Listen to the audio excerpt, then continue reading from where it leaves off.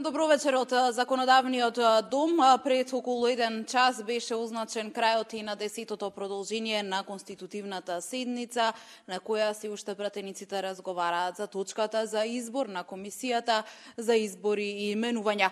Во тензична атмосфера, вжештена атмосфера овде во Законодавниот дом помина и денешното 10-то продолжение, онаму каде што застанаа во четвртокот, таму и продолжија, така и го завршија ова 10-то продолжение пратениците, а тоа е толкување на деловникот, Социјалдемократскиот сојуз и денеска од собраниската говорница побара да се прекине расправата за точката за која во моментов пратениците дискутираат.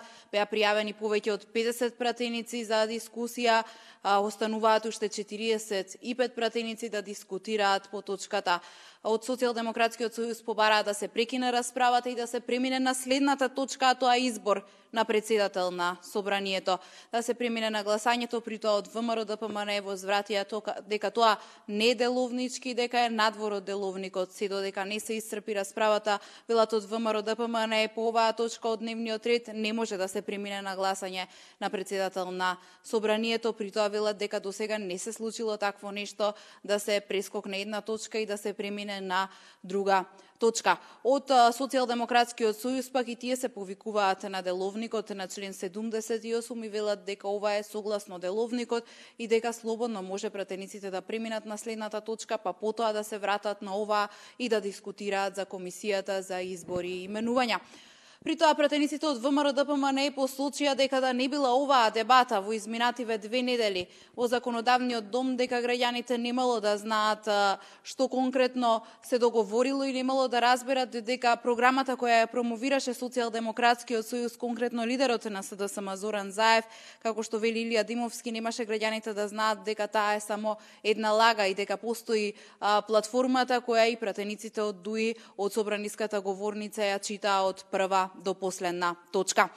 Како што кажав, пред околу 1 час заврши 10-тото продолжение, седницата продолжува утре во 11 часот, вжештена атмосфера, прилично до фрлања, паузи, повеќе од 1100 минути потрошени на процедурални забелешки.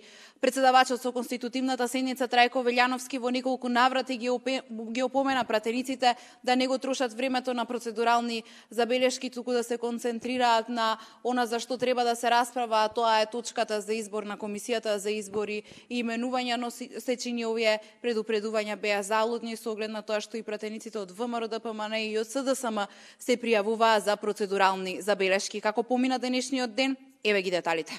Из деловник различни толкувања и безброј процедурални забелешки. СДСМ како и минатата недела со поддршка од 10 пратеници побара да се расправа и за председател на собранието, освен за комисијата за избори и именувања. Сметаат дека тоа им го овозможува деловникот.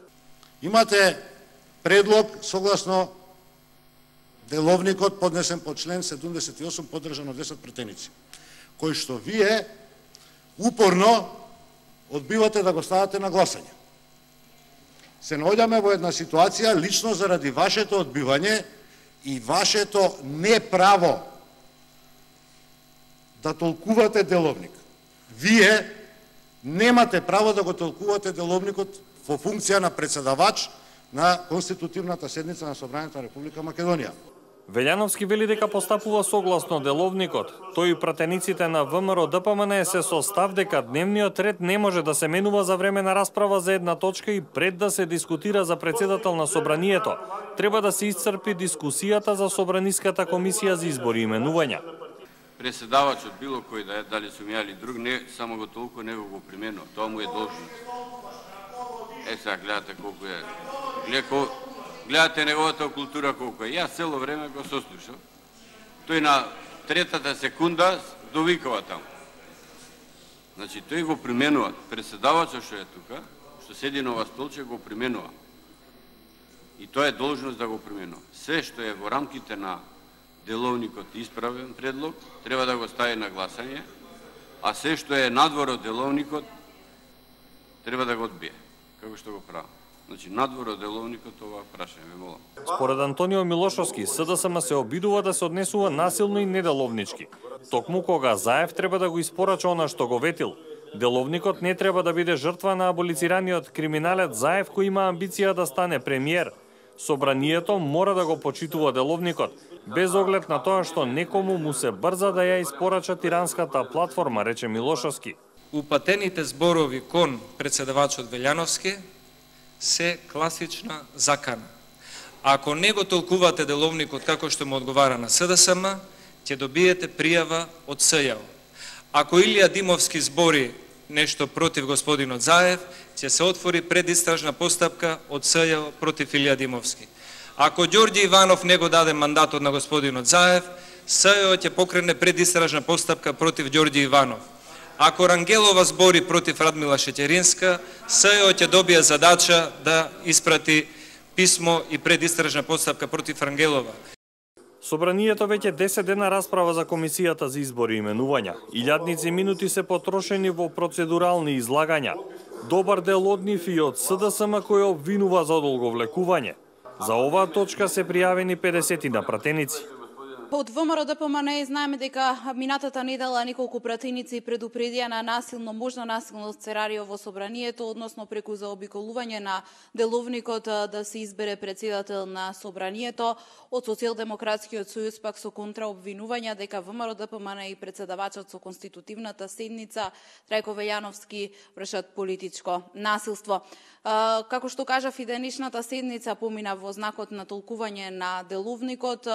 Очекувањата се дека пратениците и утре ќе продолжат со вакво темпо и дека ќе можеби истиот тон, остри тонови, оние препукувања од место до фрлување од место, дека ќе бидат и во текот на утрешниот ден. Што ќе се случува во наредните денови останува да видиме. Како што кажав, има разни предвидувања и предупредувања за тоа, за некакви можни сценарија овде во законодавниот дом. Ова би биле за сега последните информации. Утре 11-то продолжение на конститутивната седница закажано за во 11 часот.